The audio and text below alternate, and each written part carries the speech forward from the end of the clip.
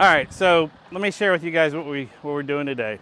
And unfortunately, we didn't start earlier. We got here, we got this 45-foot Sonic, which is a great boat, triple engines. I think they are 700 horsepower apiece. It's probably a 100-mile-an-hour boat all day long. The trailer was completely set up wrong. The bunks weren't adjusted in the front to support the weight of the bow of the boat, and they used this winch stand in the beginning, in the front, and that's causing a problem because with the way that bow roller is situated, it can't ever support the front end of the boat. So what happens is the trailer begins to bend right there, and at the front axle takes all the load and it releases all of the load off the rear axle. Where this is where you have 3 big block engines plus all their accessories, stereo batteries, and everything else is all in the back of the boat. You got a 10-inch I-beam rocket trailer, which they aren't my favorite. But what you have is it starts bending here, and then they adjust this so that the bow meets the bow roller. Well, where this is a real problem is to get this trailer out of here. As you can see, to get this trailer and boat out of the spot that was over here, I had to raise this hitch. Now, Bulletproof Hitch builds the best hitches in the whole world. Hands down, it's all I'll ever tow with.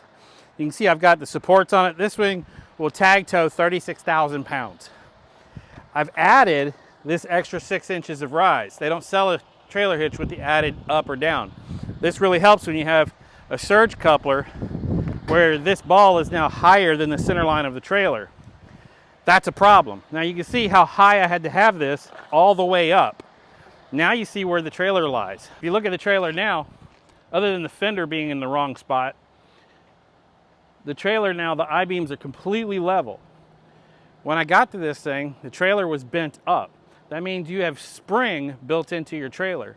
Every time you go over a bump in the road, every time you go over a transition from an overpass or something, that spring is working against your straps because it's constantly trying to get out of its tension.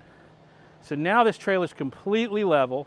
We got the bunks are adjusted to support the weight of the boat at the trailer at rest, no spring. Look at this roller. See how much weight? This boat is all damaged right here because this bow roller has been crushed. The entire weight of this trailer and boat, meaning the spring that's in the trailer, the tension that's in the trailer, has been resting against the bow stop right there. So to be honest with you, those boards weren't even touching here in the beginning. So from that moment there, you've got 20 plus feet all being supported by one China 1/2-inch bolt and a little $20 roller that's already damaged.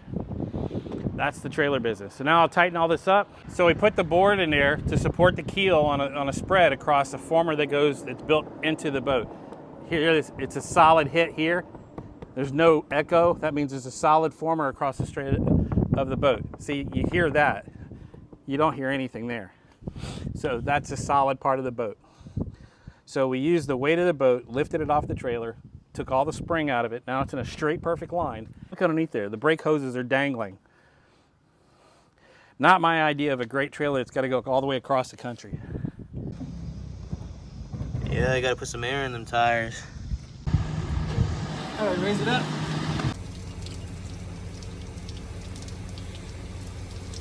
Three hours later. All right, well, only what, three and a half hours later, and we're ready to roll. And let's look at what we had to go do. As you saw, we had the boat supported by 2 jacks, some blocks of wood, knocked out the keel and made sure we had reinforced structure underneath it to lift the boat, dropped the trailer down.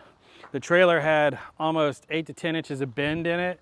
Again, that bend is energy that you don't want going down the highway, because every time the boat goes over a bump, the truck goes over a bump, the trailer's pushing against the straps and pushing against the boat. So what we have now is the trailer's completely level, other than the fender, which who knows who drilled that. So what we've got now is we've got these bunks are adjusted. They're now supporting the hull the way they should. We've moved the winch stand up so it's not in the spot where it was. I've got 3 straps. 2 is the winch strap, which is useless. I just have it on there for one purpose. I've got a forward strap and a rearward locating strap. All the tire pressures are checked. We got the hydraulic hoses zip tied up out of the way. We've checked the air pressure on these tires that were 2020. Look at the DOT date codes. If you don't know a DOT date code, it's right here. See this little number right here? That says 2420. That's what a DOT date code. That means that tire was made in the 24th week of 2020. So when the seller says I got brand new tires on the trailer, always make sure you check your DOT date code. 4 years, that's it, 4 years and older is a loophole for any insurance not to pay any claims at all of a tire failure. This boat and trailer are 45 feet, so it should have midship lights at work. They don't. I don't have any more time. We've put 3.5 hours in this already. I gotta get on the road. We're in Jersey. We'll never get out of here. The taillights work, and that's it. So when I'm told that, oh, everything works, everything's great, the brakes don't work, the taillights don't work, it's got new hubs and bearings, and that's all it's got. I don't even think the bearings are new. I mean, the hubs are new, just the bearings are new. But everything else is pretty much as it went. We put the straps on it. We got that done. We removed the props. We had to wet the canvas so it would stretch out and get on there and be tight. It's now on there. Transit permit, so that we've got that done. That links through DOT the VIN number of this trailer directly to my commercial cargo insurance, and that makes it so it's a binding contract for this particular boat and trailer combo for 144 hours. Again, we use max tie downs exclusively. That's all I use. Bulletproof hitch, best hitches in the world. Ram truck, and got the airlift bags on it. We've put about 40-50 psi. It's air pressure in the airbags, because we've got about 100 gallons of fuel in the auxiliary tank. The forward edge of the canvas has been all heat shrink wrap taped down so that the airflow can't get underneath that and lift it. We're going to go with it and see how it goes. The 2021 Ram Limited comes with a rear view mirror camera system, which usually is at the back of the cab. So I've mounted it on that post, and that allows me to see up and over the top of the boat. So my rear view mirror is kind of like a video camera, clearly, of what's going on the canvas on the top of the boat. I've taped down the upper hatches, so we're ready to roll. 3.5 hours later, that's what it took to get this thing going. Got to take it to Lake Havasu. So y'all have a blessed day. We haven't even eaten today.